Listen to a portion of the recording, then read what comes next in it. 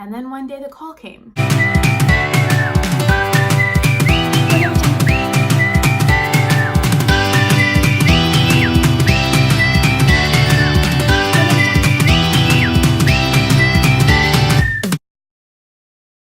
Hey guys, welcome back to Curls and Squats.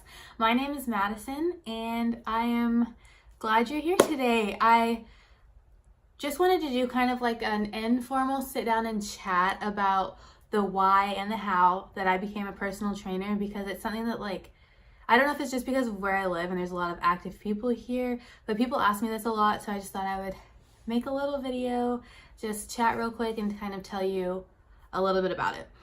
So usually whenever I start the story of why I became a personal trainer, for some reason I start with my time in Jacksonville, but it kind of starts before that because I lived in Jacksonville for a year, from like January of 2016 until February, March of 2017. Yeah. And that's where I got like really into fitness, and that's where I went to school for personal training and everything like that. But in reality, my love of working out started the school semester before that, so the fall semester of 2015. I was at the local like state college and I was required to take a wellness test, not a wellness test, like a health and wellness class to get my degree, my art degree.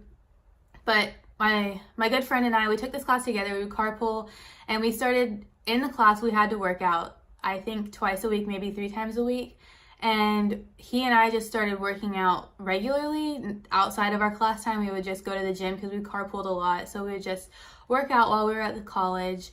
And that's when I started. That was the first time I probably really had like a set like schedule of like working out and exercising just more frequently and in a gym atmosphere and environment. And I just fell in love with it then.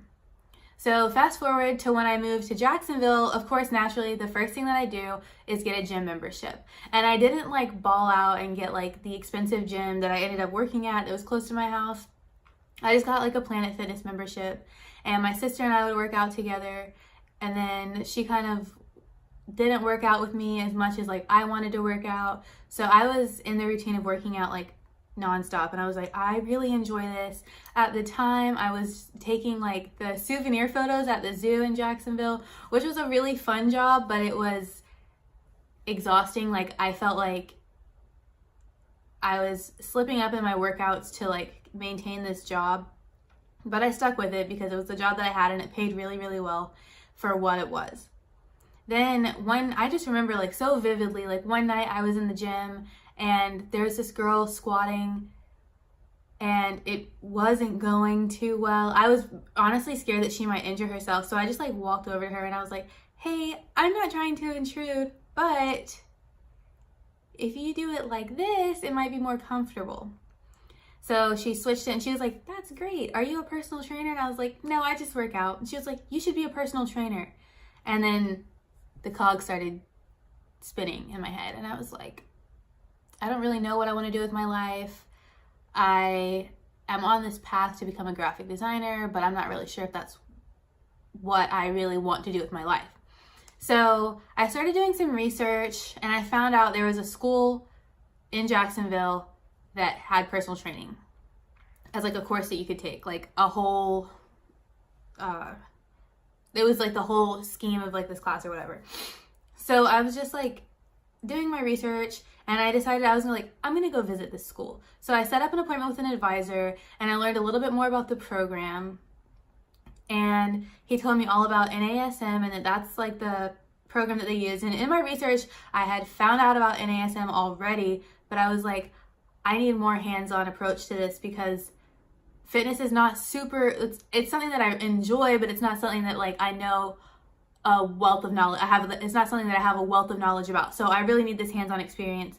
And things like went into motion at that point when I went to see the advisor, and I ended up starting school in May.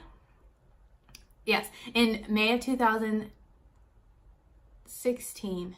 I feel like I've got my years wrong because I know I got certified in 2016. I started school in May of 2016, and it was awesome. Literally the same day that I started school, I started a brand new job at a gym, just working front desk. I really wanted to get a more hands-on experience of what kind of goes on behind the scenes of a gym. And this gym that I started working at had a fantastic training program. So I was privileged to be able to watch a lot of really awesome trainers train their clients as I was just doing like my day-to-day front desk gym membership selling type of job. I made some really awesome connections there, and I had a big part of me really wanted to do my externship for school at the gym that I was already working at. So I'm going to school in the evenings. I'm working like the 4:45 a.m. to 11-ish, sometimes 12 shift, and then like working out in between that. I would do my own workout, and then I would go to school, and most nights there we were working out again. So I was doing like 2-a-day workouts at least 4 times a week. And I didn't have a lot of friends in Jacksonville. I didn't really enjoy living there so much, but I made some really great friends through work and through school. So basically I spent all my time in this fitness enriched environment, and I learned so much. I got a lot of hands-on, or eyes-on, I guess, at work, and I got hands-on at school, and I felt really confident that this is what I was doing. I was making the right decision, and I dang well better be, because it was not inexpensive to go to school for this. So fast forward to like, I'm at the last module before my externship, and at this point I had done the work. The gym that I worked at did not have an externship program, but I really wanted it. So what I did was I talked to the fitness director at that gym. She was so nice, and I was like, I really, really want to do my externship here. She's like, we don't have a program for that. One of my teachers at school was one of the trainers at the gym that I worked at. So basically, I talked them into, if I can make a schedule for my externship that works with the trainers, get permission from the trainers to shadow them, and works with my existing work schedule, can I please do my externship here? And they said, yes, that sounds great. And then one day the call came. The best friend that I had in class, class had been canceled the day before, which happened occasionally. But she called me like the next day. I was taking like an afternoon nap before I went to school. She calls me and she's like, the school is closed. And I said, again, that's weird. And she said, no, it's closed for good. And I was like, you're joking. Haha, that's funny. And she was like, I'm not joking. This is dead serious. And I was like, what? I was like, what are you talking about? It cannot be closed. We were so close to the end. And that was like honestly so heartbreaking, because we had a small class, but we had all worked so hard to get to where we were in the process. And I just remember like feeling very defeated, because in school I was supposed to be able to take my NASM certification exam. And that did not seem like it was going to happen. And I was dealing with the fact that I had like a student loan to pay off for this school that was closed. And I was stressed out. So I just continued to like go to work and do my workouts. And I was still studying, because like my textbook for school was like the same as the exam textbook, naturally. So I was still studying, and one of the trainers at the gym, who was super sweet, she was like, just go ahead and get your certification. She was like, I will pay for it for you, and then I want you to come here and work with me and da da da da. And I was like, that's really generous, but I don't think I can like let you pay for it, because I don't really know how much it's going to cost at this point. And I talked to my mom, and I was just feeling really stuck. But I called NASM and I explained the situation, and naturally they knew, because the school that I went to didn't just have like the Jacksonville campus. It had like 13 campuses, and they had all closed. So they were probably dealing with a bunch of PT students in a situation like mine, where they were almost done, had learned the information, and just needed to find a way to take the test. So I called them, and he's like, yes, okay, well, we can give you the discounted rate that we give to the schools that teach the program. So instead of paying like $700 for your certification, you can pay $300. And I was like, okay, let me figure it out. Because I was kind of super broke at the time. And I was like living in Jacksonville in an apartment that I was probably had no business living in, but my sister had picked it before I ever moved there. And then she left. So it was just me and like whatever roommates that I had, and I'm not even going to get into that because that's a whole other situation. But I called my mom and I was like, Mom, it's going to be $300 for me to get my certification, but this is really what I want to do. And she said, okay, it'll be part of your Christmas present. And I was like, thank you so much. I don't know what I would do without you. Which is really true. So my mom pays for this exam. I set the exam date and it's December 21st in Jacksonville, which will put me on a tight schedule to get to being home for Christmas.